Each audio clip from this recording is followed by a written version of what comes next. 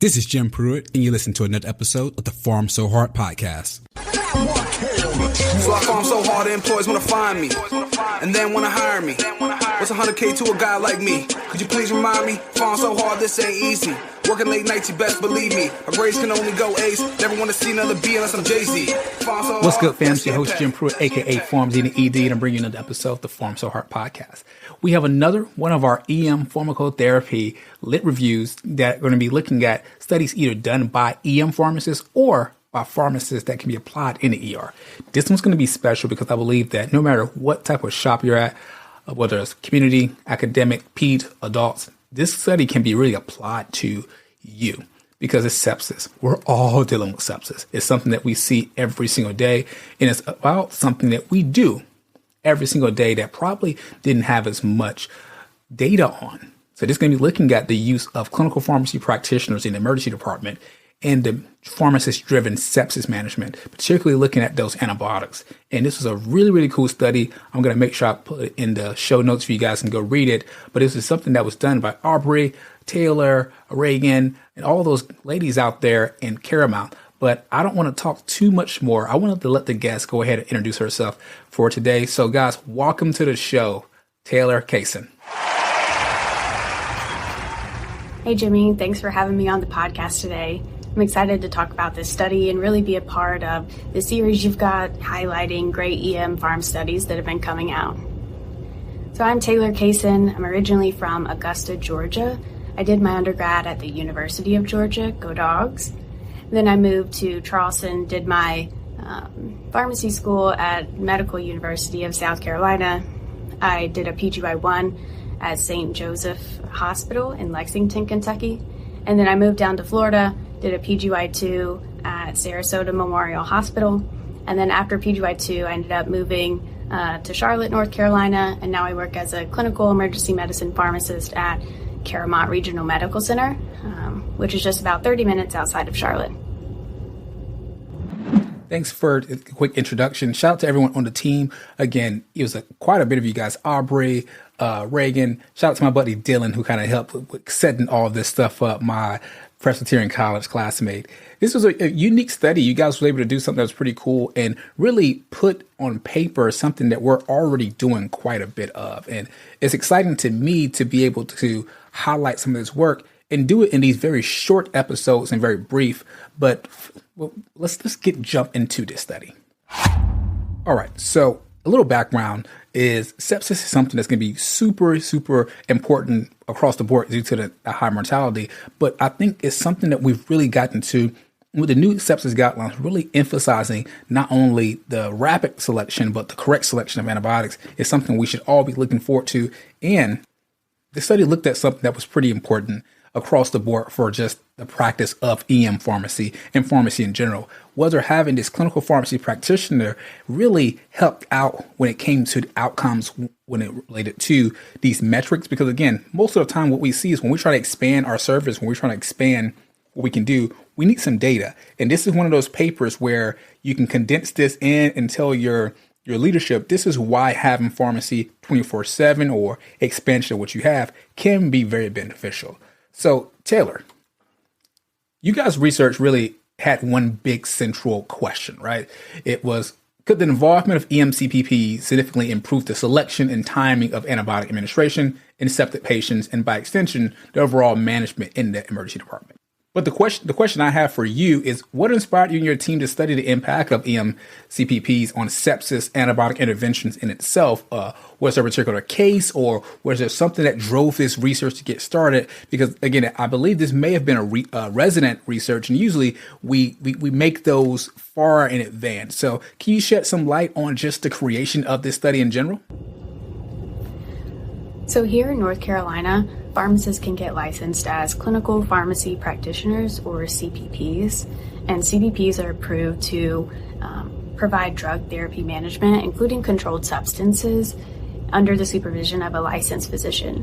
So our CPP agreement at our hospital covers a few different disease states, and within those disease states, we can order certain medications or labs pending the clinical picture and if we deem that it would be appropriate. In the ED, we've primarily used the CPP service through a culture callback review service, and that had great success. So we started to look for different ways that we could expand our practice even further. When we read back through our original CPP protocol, we realized that it really didn't specify what type of patients that we could treat with antibiotics. And so we proposed this CPP sepsis protocol, and where we could essentially order first dose antibiotics for sepsis patients presenting to the ED, as long as a physician gave us a consult to do that. And so therefore, it really allowed us to expand our practice without having to rewrite a whole CPP agreement through the Board of Pharmacy. So that's pretty unique. You guys really just took this as a way to get that first consult. Once you got that consult, you was able to order the first dose. That's going to be pretty unique because that may can kind of impact things later on. But it's unique. You guys went from just the culture callback, which is something that a lot of people are in the process of doing or trying to do better, and using that CPP for that to start off with may be a recipe for success going into the sepsis component. So shout out to you guys for doing that, which is something that, again, I know my shop is trying to do, many others are trying to do as well. So next question for you. You guys showed some pretty interesting stuff. You guys showed that the pharmacist-driven protocol significantly improved the rate of appropriate antibiotic selection from 57% to 86%. That's a big jump.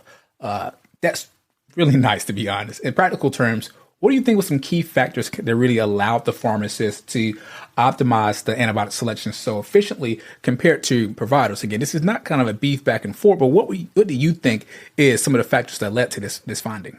So overall, the ED requires a collaborative care approach. Everyone brings their own perspectives and expertise, including us, the physicians, the nurses, the PAs, the NPs, the techs, everyone. But as pharmacists and the drug experts, when it comes to talking about antibiotic selection, drug therapy is our main focus.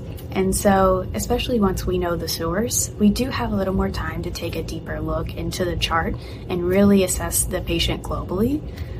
So we take into consideration previous hospital visits, culture results, any current labs that we already have back, EKG results, risk factors for certain bacteria. We're clinically assessing these allergies and all relating that back to our antibiogram, and then really thinking through all of the latest literature and guidelines to then quickly decide on an appropriate empiric antibiotic selection. And not to say that physicians can't do this, but that's our bread and butter in the emergency department. So as pharmacists, this is something that we can easily contribute to the team and care for patients better that way. Yeah, the way I always tell my providers is that we're like a grocery store. You don't necessarily need us. You can definitely do it, but it's sure as heck convenient. And when you're looking at metrics and trying to do all the things that they're trying to do in a single shift, it's pretty convenient to say, hey, the person who spends all of their time looking at drugs and thinking about drugs and who all their training has been doing that, why don't I kind of offload that to them, especially so I can optimize much more of my care. So I think that was a great answer to really offload them to we can kind of focus on one part. And just like we specialize in different areas within medicine for physicians, we specialize in certain things that we're pretty good at. Like we get called every single day on antibiotic selection. So this is only a natural progression of that and how to improve patient outcomes in the long run. So shout out to you guys for doing that. So not only did you guys find the better selection of antibiotics, you guys also found that you did it quicker, which was phenomenal because some people really care about that time to antibiotic, and 64 minutes is not too shabby, not at all. So that was really unique. The next part of all of this is kind of figuring out, okay, we did this great thing. There's no difference in mortality. There's no difference in length of stay. So people can't really kind of clap back and think that one dose and the management that the EM CPP did in the beginning led to any badness in the background. I would have loved, dear God, if you guys would have found a mortality benefit. Oh my God, it'd have been phenomenal. So super excited about that part of it. So the study also noted some interesting things that as you dig into, I think a lot of us have issues with to today.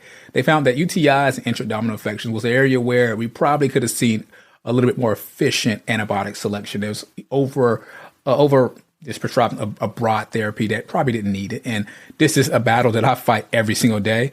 And sometimes you have to pick and choose the battle in the war when it comes to these antibiotics and stick with your pneumonias and go from there.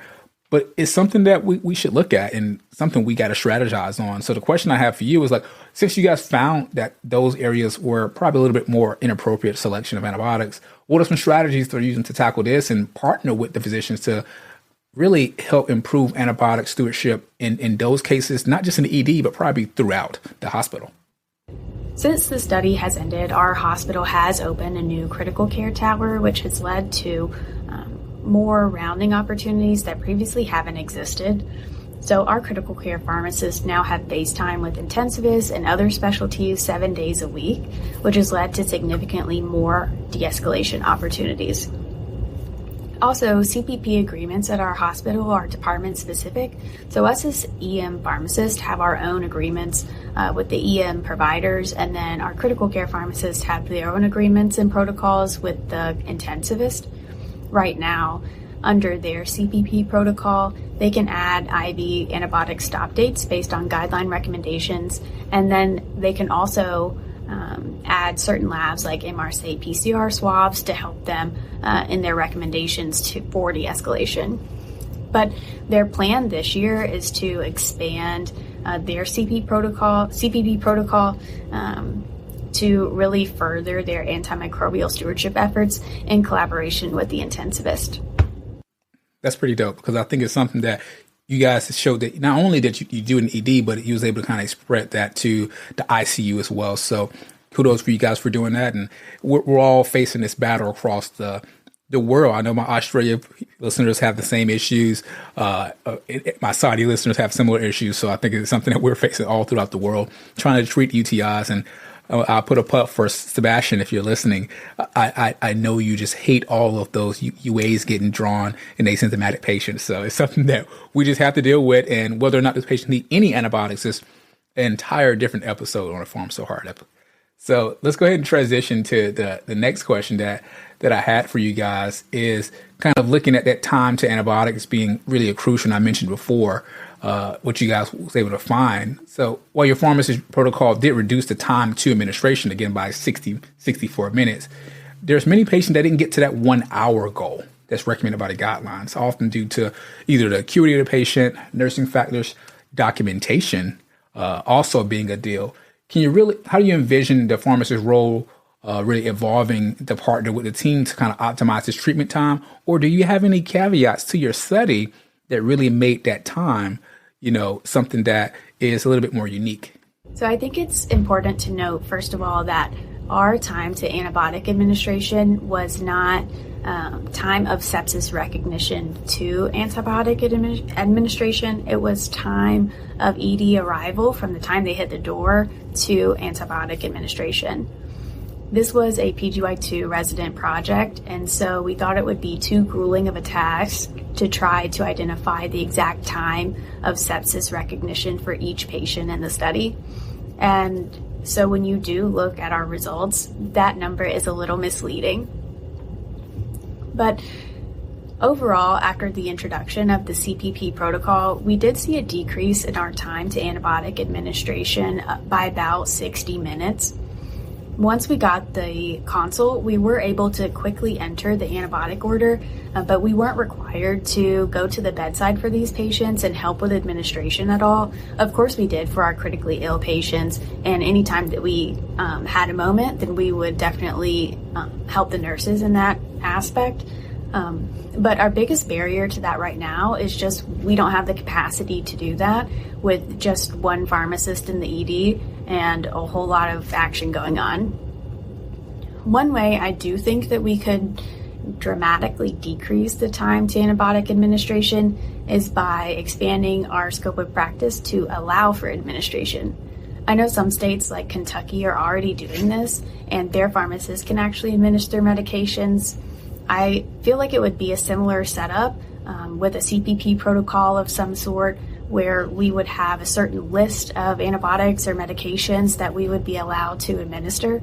And I really don't think we're far off from that right now. Our EM pharmacists are already at the bedside. We're calculating these doses, preparing them at the bedside. We're getting the pump ready, programming the pump. The only thing we're not doing is actually pushing the medicine in and hooking the IV lines up. So I'm sure if we were somehow able to combine a CPP protocol with administration, there would be some awesome time to administration studies that would come out.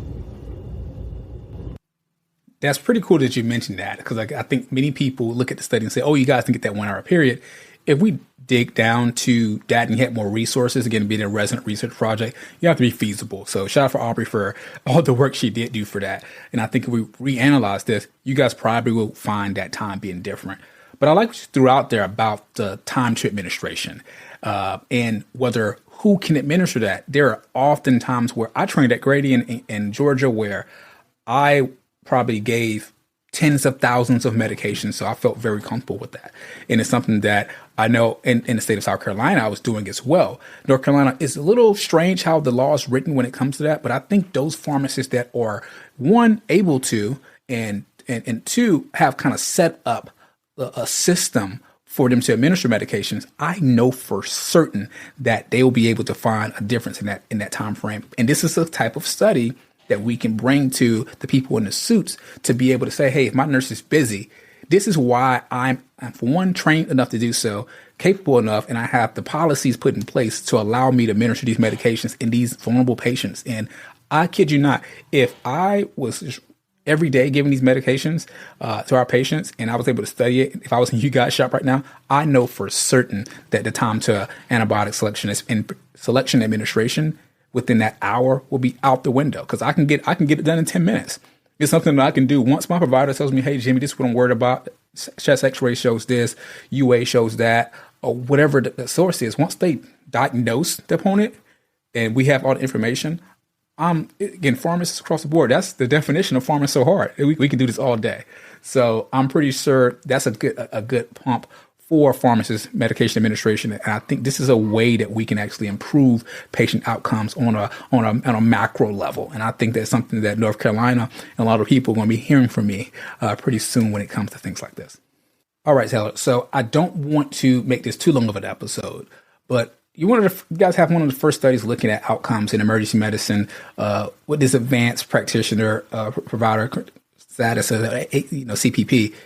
What do you see the next step in research in this area? I know a lot of people are going to be looking for that. My shop is going to be within a year of doing something similar as far as how we set this up as a system.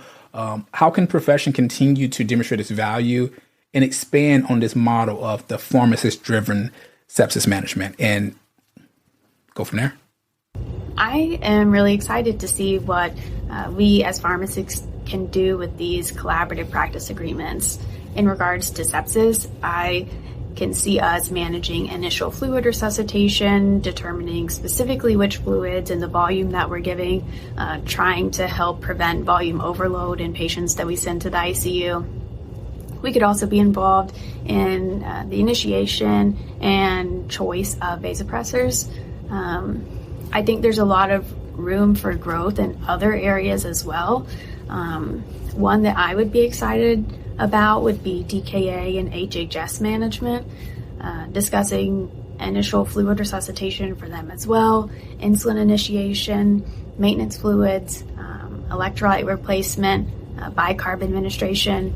I think that there would be a lot of bicarb stewardship going on if this were to end up in some sort of CPP agreement. Other areas that I could see us getting involved in would be analgo sedation for our intubated patients, maybe acute pain management and opioid stewardship in our EDs, and then even some like toxicology cases. Really any disease state that has a strong emphasis on pharmacotherapy management would be a great opportunity for us as advanced pharmacy practitioners to get involved and make a difference. And I know that a lot of hospitals and emergency departments have protocols where pharmacists are involved and can manage different disease states, but having a CPP agreement really allows us to share our expertise and treat each patient individually. That's dope. Yeah, and I completely agree with you, Taylor. I think where we're at and the things that we'll be able to do. I've only been in this state for practicing for about a year now. I think there's so much we can do and so much value that we can able to provide in a way that doesn't take away from what the providers want. Before the AMA comes and arrests me and say that I don't have any expertise in antibiotic selection when I'm dope at that, it's just something that I think that we have the capabilities to do. And if we set these things up with a physician-led team and the protocols being kind of set in that way, I believe that we're onto something. And I think that we can help our physician colleagues, our MPPA colleagues, help our nursing colleagues in a way. I think we're that missing piece to the best possible care in some of these scenarios. And I think the more that we can do, the better off we'll be at the bedside. And I think the better off our patients will be. And I think that the research and the data is going to show that. And it has already shown a lot of that. But I think, again, we have a unique capability in North Carolina with this. And I think we should really try to farm so hard with it and go to the maximum. So I don't want to keep it too long. Taylor, thanks for coming on. Any final words for the audience? Thanks so much, Jimmy, for having me on the podcast. I really appreciate the opportunity to talk more about our study. And major shout out to Aubrie Hammond, who was our primary author on the study and really did a lot of great work here. Thanks, Taylor. Shout out to Aubrie again. Shout out to the whole team out there. I've been following Caramount for years and years. They're one of the shops that I really looked up to as far as being small but mighty, again, being a smaller physical size, but always having a ton of people there when it comes to like 24-hour coverage. Some of the research has come out of there. So shout out to you guys. Shout out to all of the EM pharmacy world. And I'm going to continue to try to put out as many of these episodes as I possibly can. Reach out to as many authors that we can. And this is going to be dropping right around the time that we do Empower RX. So in the lovely state of North Carolina. So shout out to everyone there. And you guys know how I close out every episode. You don't have to be a pharmacist. You're not working at ED, but everything you do, make sure you farm so hard. Closes it. Ozzy scratches his head. Whatever she's looking for, it isn't in there.